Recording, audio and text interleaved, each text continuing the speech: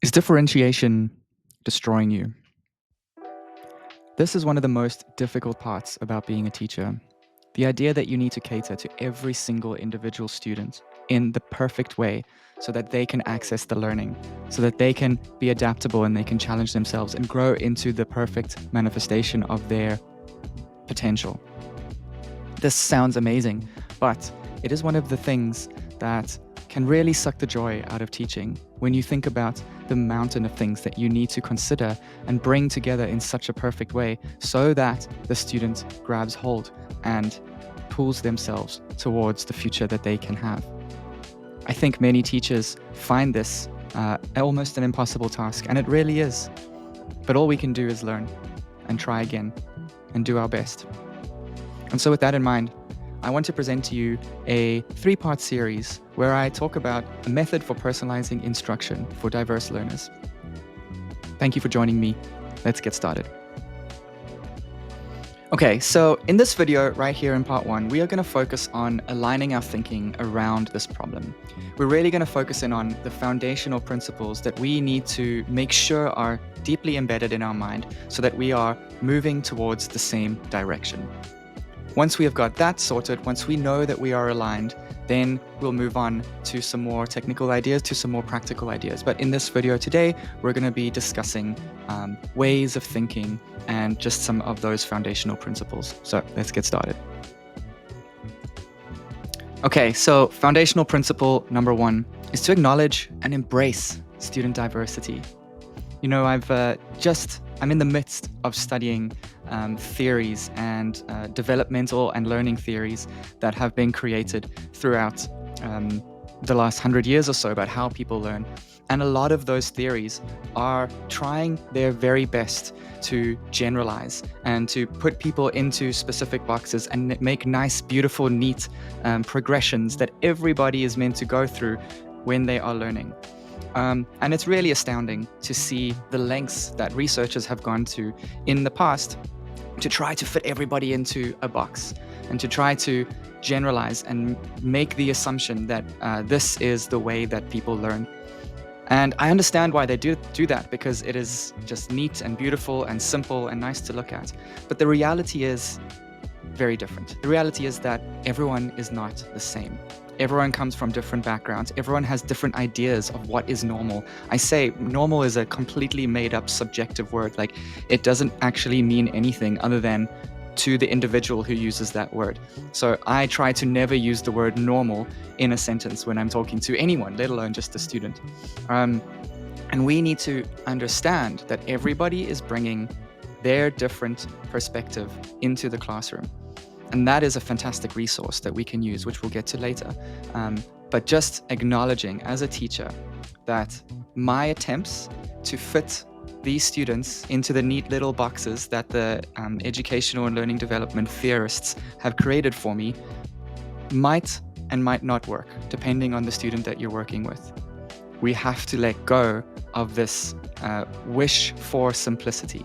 Simplicity feels good, it's great, but in the end, it can actually make your life harder because you're so attached to fitting someone into a specific idea that you want for them, and they're just not taking it. And then you just end up fighting and you just end up creating conflict that immediately destroys learning.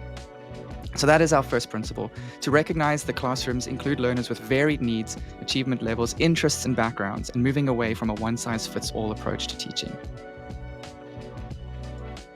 So principle number 2 is inclusion. This word that's come under a bit of fire in the last couple months. However, it is an extremely important word, one that is not going to go away anytime soon, no matter how much people want it, no matter how many problems people think that it creates. It is actually there to solve our problems, to bring people together. Inclusion is an ongoing process that aims to increase access and engagement in learning for all students by identifying and removing barriers.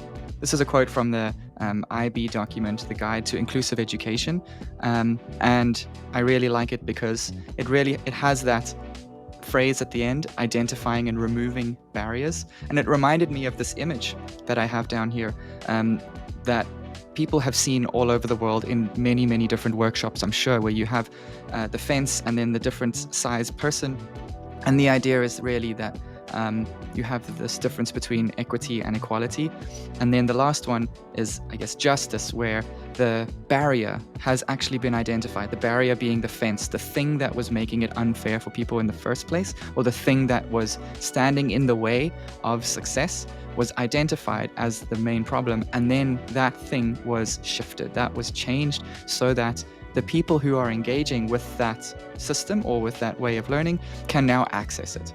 And this is what we're doing in the classroom as well. We're trying to get to know our students so well that we're identifying the barriers that exist physically in the classroom, the barriers that exist within our systems as well, and then the barriers that exist within the students' minds themselves. And that is a very, very difficult, and as this quote says, it's an ongoing process. We're constantly trying to look for these, and we're trying to either remove them if we don't need them within our system. Maybe it's just as a result of the system that's been created, or we tweak and we optimize our system so that this barrier does not stand in the way of students achieving their best. And then lastly, just knowing the student and understanding how their mind works and recognizing, the student is creating a barrier in their own mind here.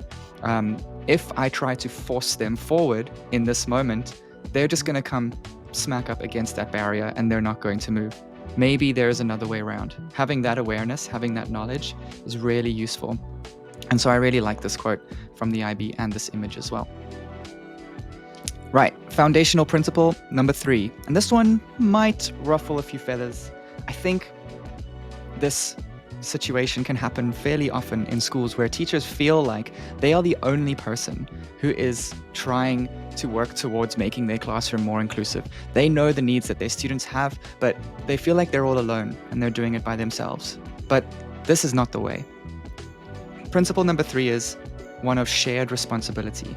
It says here that inclusive education is a shared responsibility among stakeholders, requiring a shift in attitudes and the accessibility of resources. Sometimes it's really easy for school leadership to put this challenge squarely on the shoulders of the homeroom teachers. The homeroom teachers are much more equipped to handle this because they spend so much time with the students and they have so much more knowledge about the students. However, when there is no support coming from the leadership team or from the support team, then it gets really, really tough for teachers in the homeroom. And so making sure that your support team, your leadership team, your office team, your admin team, they all have a spotlight on this topic of inclusivity is a really, really important thing. Some schools might have an inclusion coordinator. Some schools might have inclusion-based teams who sit together and discuss this and try to come up with initiatives or program development plans that are based around this. And this is a way to make sure that everybody feels supported. Once we are all involved, once we are all invested in this problem, in this challenge, people start to feel less alone. And that is the goal of this principle, that we are all responsible for this. And we know that this will make a difference. And we all believe in this and value it. Sometimes it takes a while. But the impact of inclusive education is really one that can change the world.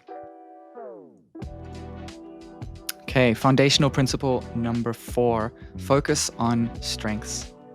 I think that many people want their challenges to be overcome immediately. They want that solution that's going to make the problem go away, and then everything will be sunshine and rainbows from that point on. But we all know that this is not the reality that we live in. We need to understand that these things take time to get the kind of buy-in that we need to make this successful, to get everybody on board, to make sure that we're bringing all of these different perspectives into the room and aligning our thinking into one space. That takes time. Getting all of the resources and allocating and deciding where they should go takes time. It takes a lot of trial and error, and in some cases, it can take many, many years to do this. Therefore, I think it's important to protect our own mental state as we move through this challenge.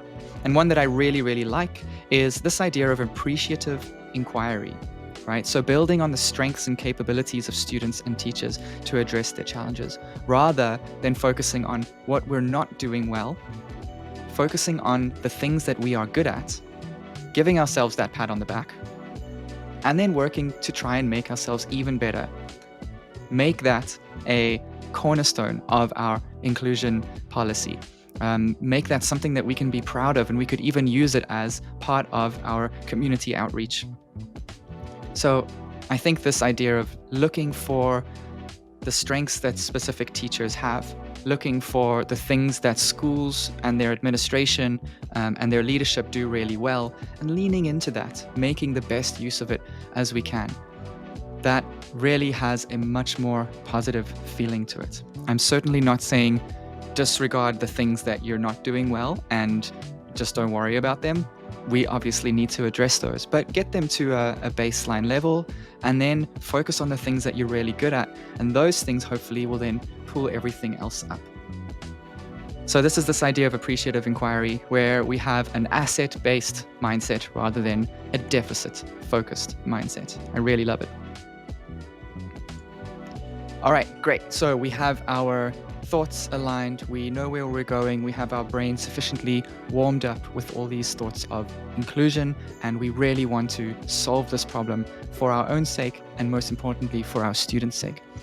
So please join us next time for part 2, where we'll be talking about data collection and analysis as well as technological integration. See you next time. Bye.